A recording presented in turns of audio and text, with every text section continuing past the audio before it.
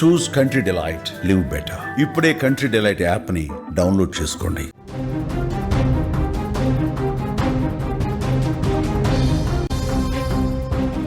మరో breaking news చూస్తూ ఉన్న మోంథా దెబ్బకు విశాఖ అత్తలాకుతలమైపోతోంది. 2 రోజులుగా ఎడతెరిపి లేకుండా భారీ వర్షాలు కురుస్తున్నాయి. అక్కడ భీకర గాలులకు చెట్లన్నీ కూడా నేలకూలుతున్నాయి. లోతట్టు ప్రాంతాలన్నీ కూడా జలమయమైపోతున్నాయి. తీవ్రంగా సముద్ర పాలలో ఉద్రిక్తత అక్కడ కనిపిస్తోంది. బీచ్ రోడ్లో భారీగా వరద నీరు చేరినట్లుగా కూడా తెలుస్తోంది. తీవ్ర తుఫానుగా మారిన మోంథా ప్రభావంతో విశాఖ జిల్లా అతలాకుతలమవుతోంది.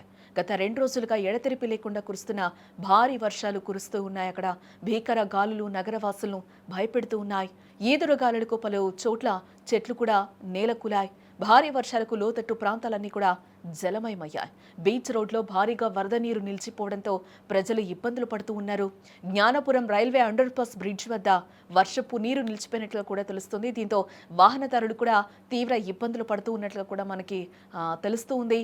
ఆనందపురం అనకాపల్లి జాతీయ రహదారిపై సర్వీస్ రోడ్డు కూడా పూర్తిగా నీట మునిగిపోయినట్లు కూడా మనకి తెలుస్తుంది.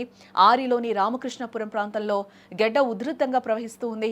లోతట్టు ప్రాంతాల ప్రజలు కూడా అప్రమత్తంగా ఉండాలి అంటూ కూడా అధికారులు సూచనలు అయితే జారీ చేస్తూ ఉన్నారు. ఇప్పటికే అక్కడంతా కూడా ప్రభుత్వ యంత్రాంగం కూడా అప్రమత్తమైనట్లుగా కూడా తెలుస్తూ ఉంది. పలు సమీక్షలు కూడా నిర్వహిస్తుంది. ఎప్పటికప్పుడు కూడా అత్యవసరం అయితే తప్పితే బయటకి రావద్దు అంటూ కూడా ప్రజలకు అధికారులు కూడా అలర్ట్స్ జారీ చేస్తూ ఉన్నారు. ఈ నేపథ్యంలోనే సి జోన్ 6 పరిధిలో 76వ వార్డు హౌసింగ్ బోర్డు అలాగే రిక్షా కాలనీ వర్షపు నీరు వెళ్లే దారులన్నీ కూడా మూసుకుపోవడంతో కాలువలు ఇంట్లోకంతా కూడా నీరు వచ్చి చేరుతున్నట్లు కూడా అక్కడ స్థానికులు చెప్తూ ఉన్నారు. అలాగే పెంటమ్మ తల్లి ఆలయం ప్రాంగణంలోకి తుఫాను కారణంగా వర్షపు నీరు వచ్చి చేరినట్లుగా కూడా తెలుస్తుంది.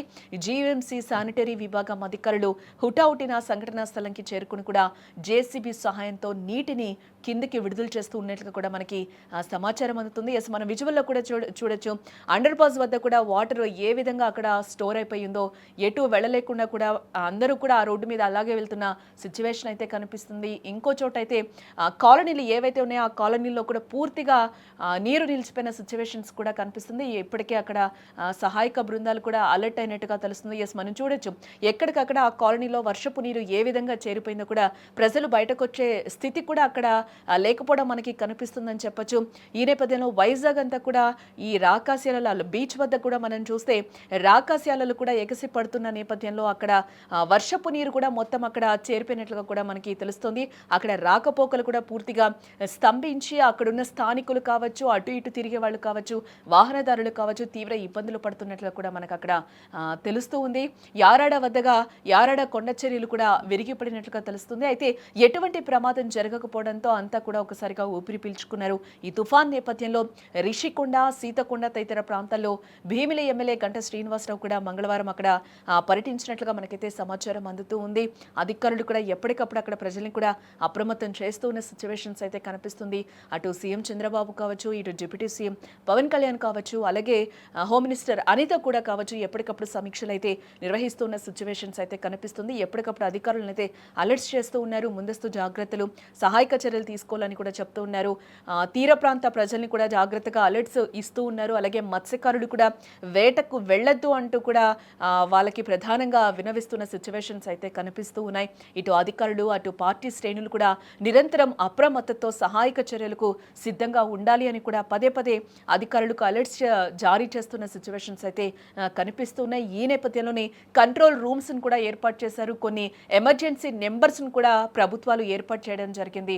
కొన్ని పునరావాస కేంద్రాలను కూడా ఇప్పటికే అధికారులు ఏర్పాటు చేసినట్లు కూడా మనకి తెలుస్తోంది. ప్రభావిత ప్రాంతాల్లో సహాయక చర్యలను కూడా అధికారులు పరిశీలిస్తూ ఉన్నారు. ఇటు మరోవైపు విశాఖ సముద్ర తీరం కూడా అల్లకల్లోలంగా మారిపోయింది. కెరటాలు కూడా ఎగసి పడుతున్న సిచ్యువేషన్స్ అయితే మనకి కనిపిస్తూ ఉన్నాయి. బీచ్లోకి ఎవరిని కూడా అనుమతించకుండా గస్తీ కాస్తున్నట్లుగా కూడా తెలుస్తూ ఉంది.